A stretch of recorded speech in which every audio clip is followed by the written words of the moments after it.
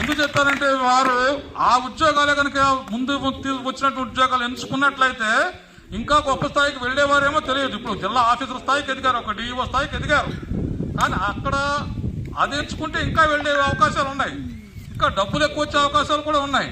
కానీ అవన్నీ కూడా కాదనుకుని ఈ టీచింగ్ ప్రొఫెషన్లో మనం పిల్లలకి ఈ యొక్క ప్రజలకు కావచ్చు, ఈ యొక్క జాతిని మనం బాగు చేసేటటువంటి ఒక మహత్తరమైనటువంటి ఆ వృత్తిని భగవంతుడు నాకు ఇచ్చినప్పుడు ఇదే తీసుకోవాలని చెప్పేసి ఒక మామూలుగా ఒక ఎలిమెంటరీ టీచర్గా సెలెక్ట్ అయ్యి తర్వాత హై స్కూల్ టీచర్గా వచ్చేసేసి హై స్కూల్ టీచర్ తర్వాత మనకు +2 వచ్చినాయి కదా, హై స్కూల్ +1 వచ్చింది కదా, పక్కన వెరిక్లాక్లో అట్లాగే చోరగూడలో ఉన్నాయి కదా హై స్కూల్ +1 అని. 10th ఇంటర్మీడియట్ కూడా అక్కడ చదువుతారు కదా, వాళ్ళకి లెక్చరర్ చెప్తారు కదా లెక్చరర్లు. మరి పోస్ట్ గ్రాడ్యుయేట్ టీచర్ అంటాం, పీజీటీ అంటాం. మళ్ళీ దానిలోకి వెళ్ళారు, అక్కడ కొంతకాలం పనిచేశారు. ఆ తర్వాత మళ్ళీ డైరెక్ట్ లెక్చర్ పోస్ట్ వచ్చింది.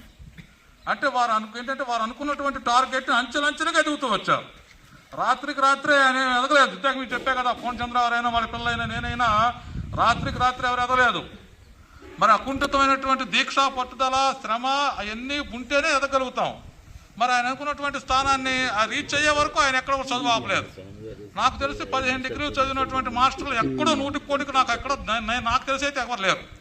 ఒక విషయం మీకు చెప్పాలి, నాకు తెలిసి ప్రపంచ మేధావి డాక్టర్ బిఆర్ అంబేద్కర్ గారు కూడా 18 డిగ్రీలు చదివారు. ఎన్ని చదివారు? 18. మరి మనకు ఆఫీసర్గా వచ్చినటువంటి చండికి వేణు గారు ఎన్ని చదివారు? 15 డిగ్రీ. ఒక 3 డిగ్రీలు చదివితే ఎవరితో సమానం అవుతారు? అంబేద్కర్ గారు.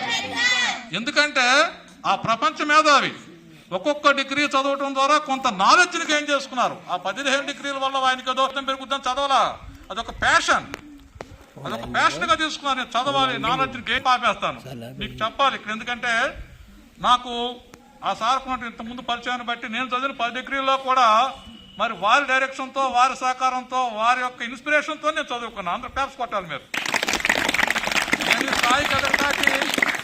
ఈ స్థాయికి ఎదగటానికి ప్రధాన కారకులు. ఎందుకంటే ఒక చదువైన తర్వాత ఏం చదవాలి, ఏం చదివితే ఏ ఉద్యోగం వస్తుంది, ఎప్పుడెప్పుడు ఏం చదవాలి, సర్వీస్లో ముందుకి స్టెప్ బై స్టెప్ ఎదగాలంటే ఏం చదవాలి అనేది సార్కి తెలుసు. సార్ ఏంటంటే మా టీచర్లకి అట్లాగే మా చుట్టూ ఆయన బంధువర్గంలో కావచ్చు, టీచర్లకు కావచ్చు, ఒక యూనియన్లో సంఘ లీడర్గా కావచ్చు, అందరికీ కూడా ఎడ్యుకేషనల్ కౌన్సిలింగ్ ఇస్తూ ఉంటారు.